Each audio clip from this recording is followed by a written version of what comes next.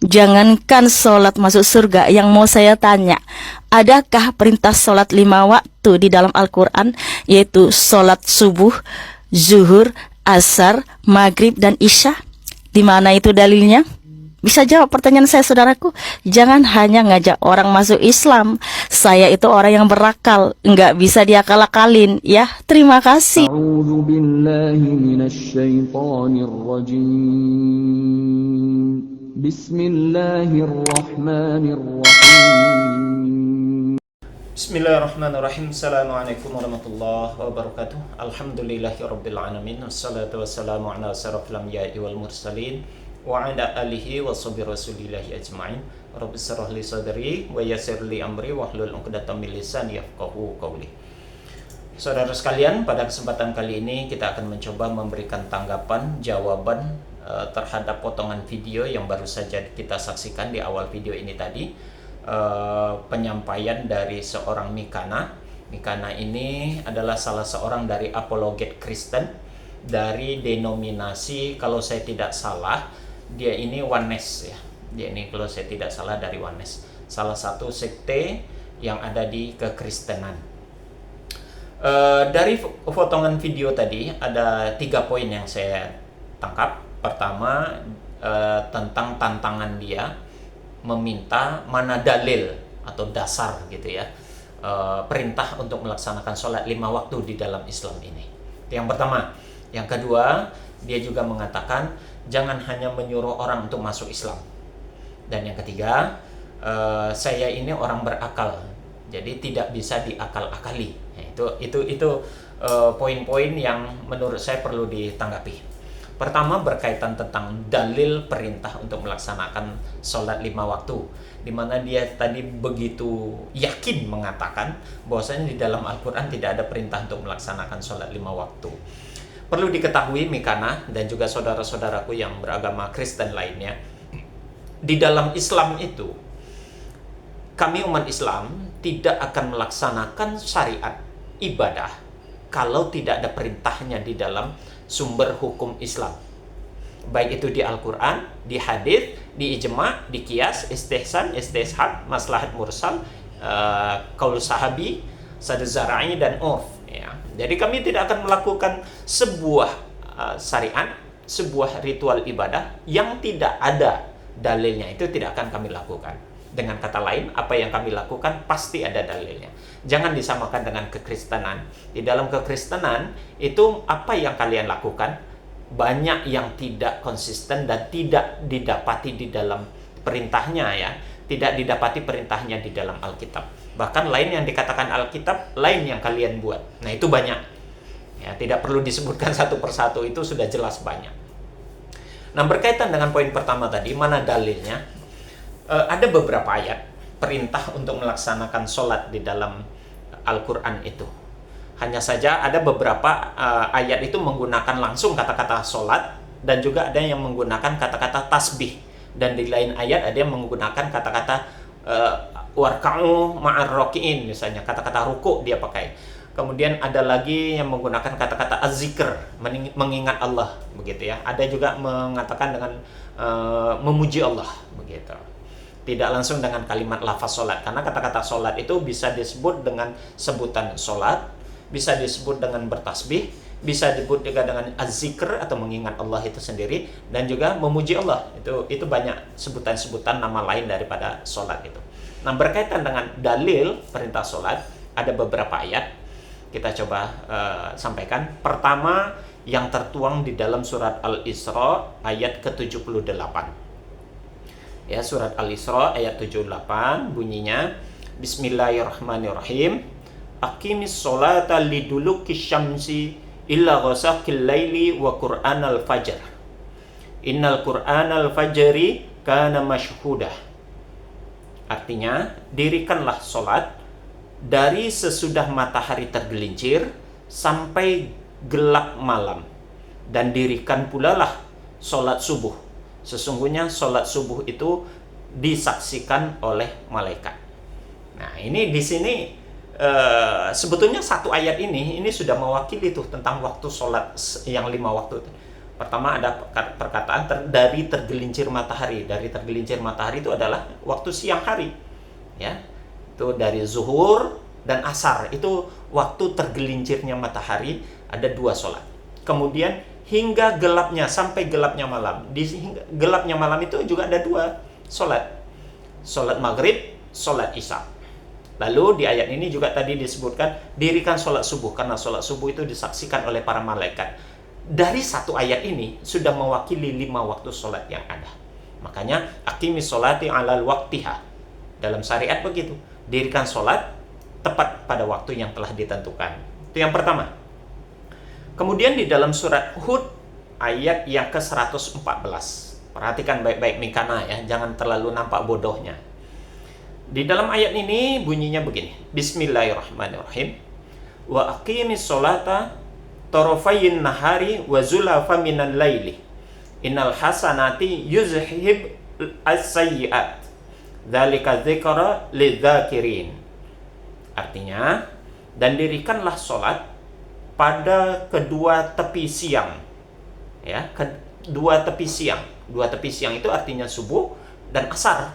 Ya, dua tepi siang itu pagi dan petang. Dan pada bahagian permulaan daripada malam. Permulaan malam itu adalah maghrib. Jadi sholat maghrib. Sesungguhnya perbuatan-perbuatan yang baik itu menghapus dosa ataupun perbuatan-perbuatan yang buruk. Itulah peringatan bagi orang-orang yang ingat. Nah, ini ayat ini surat Hud menyebutkan dua tepi siang, yakni pagi dan petang, subuh dan asar. Kemudian tepi malam itu adalah maghrib. Jelas waktunya ya. Kemudian lagi di dalam surat Ar-Rum, di sini ada ayat ke-17 dan 18. Di dalam surat Ar-Rum ayat ke-17 bunyinya, Bismillahirrahmanirrahim. Fasubhanallahi hina tumsuna wa hina tusbihuna. Maka bertasbihlah kepada Allah di waktu kamu berada di petang hari dan waktu kamu berada di waktu subuh.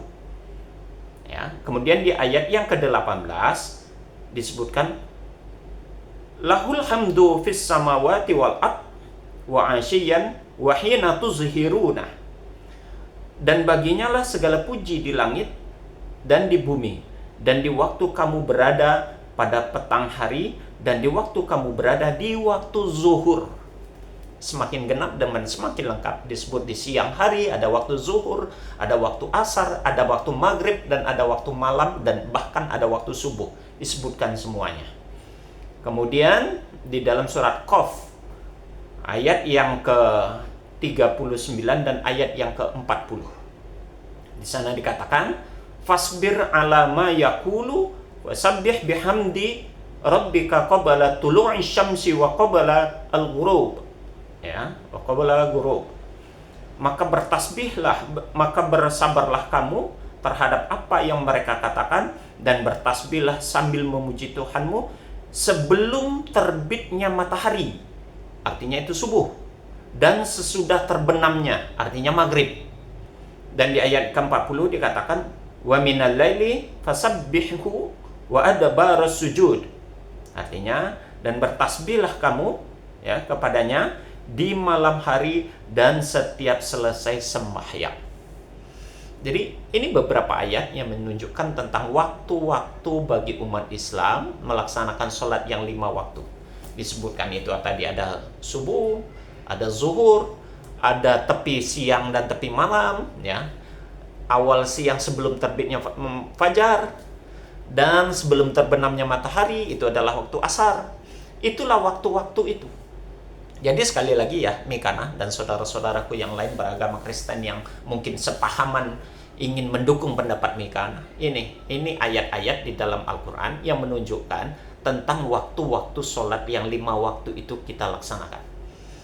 Ya, nah, jadi sekali lagi umat Islam tidak akan melaksanakan syariat ibadah kalau tidak ada dalil dan tidak ada dasarnya. Jadi jangan sembarangan Mikana, jangan dipertontonkan kebodohan itu.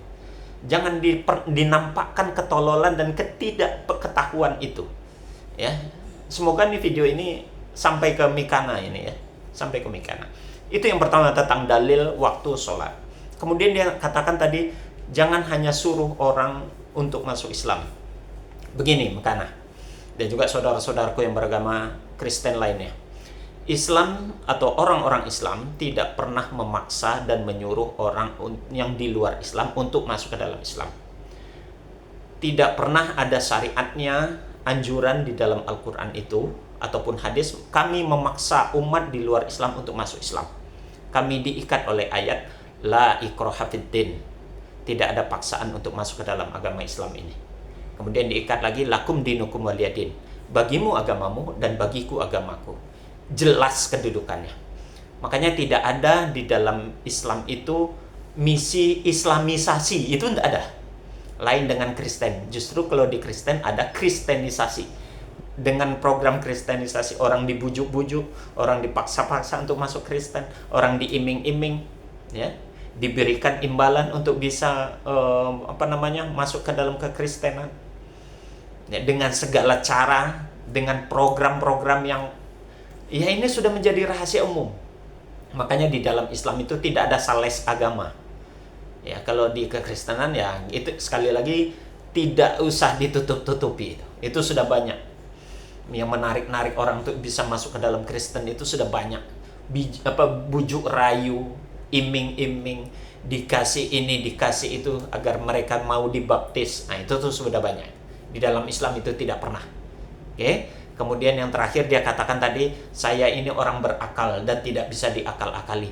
Kalau memang berakal, coba gunakan otakmu itu, Mikana, akalmu itu, gunakan untuk menelaah ulang kembali isi Alkitabmu. Gunakan itu. Ya. Silakan disinkronkan tentang apa yang kalian lakukan dengan isi Alkitab kalian sendiri. Coba dicerna kembali, dikritisi kembali isi Alkitab itu. Sadari kembali, gunakan kalau memang kamu punya akal, gunakan otakmu, akalmu untuk mencoba memahami, menelisik kembali, mengkritisi kembali tentang isi Bible itu. Sudah benar atau belum? Apa yang kalian laksanakan sudah sejalan nggak dengan yang apa yang tertuang di dalam Bible itu, apa yang diajarkan oleh Bible? Apakah itu sudah sejalan? Coba gunakan itu. Kalau memang kamu katanya punya akal, gunakan itu untuk mengkritisi itu.